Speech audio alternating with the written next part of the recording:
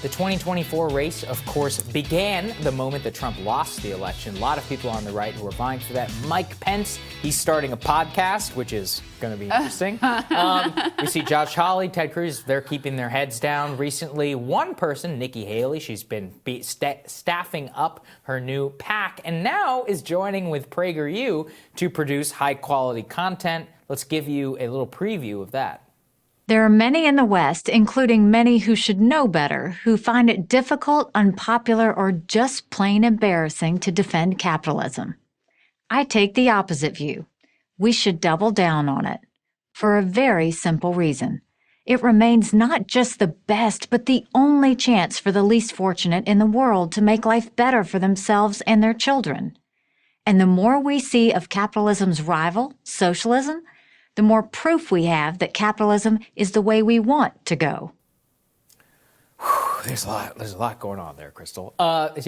This is her effort in order to become the 2024 GOP nominee. And it's just amazing. This is actually somebody, Nikki Haley, who for many years now has been attacking, not outright, but at least people like myself, people on the right who have been questioning some of the free market fundamentalist assumptions. She gave an entire speech being like, this is not the time to go wobbly on capitalism, specifically calling out others on the right. And her bet is that this is what's going to win her the 2024 GOP nomination. And you and I both well know this is not what animates the GOP base. No. Zero. I mean, they could care less about any of this. I mean, she'd be better off talking about stop the steal if she wants to be 2024 than anything. And let's take it on its merits. What happened in Florida, and I will be talking about this for the next 4 years, which is Donald Trump wins the state of Florida by a better margin than Barack Obama in the landslide election of 2008 on the same day that a minimum wage of $15 passes over 63% of the vote.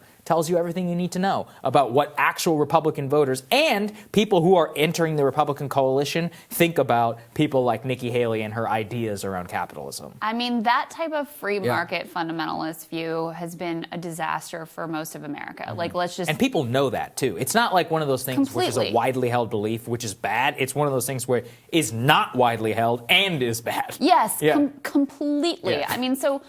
what does double down on capitalism even mean? That means what? Letting the vaccine manufacturers charge whatever they want so only the most privileged could possibly have access? Like, does it mean gouging people further in terms of healthcare? Does it mean, hey, forget about lifting the minimum wage. Let's just get rid of it entirely so that we can have, people working for $1 an hour if they're desperate enough? Is that what doubling down on capitalism means? I mean, we have worse inequality in this country than we have had since the Gilded Age. We have endemic, cycles of crash that just devastate families, devastate towns. We have entire, cities. If you actually go to most of the country, it has been decimated by the type of free market fundamentalism and terrible trade deals that people like Nikki Haley apparently still think are well and good. So obviously on the merits, the idea that you should just not only keep doing what we've been doing for the past 40 years, but we should go even further in the free market fundamentalist direction.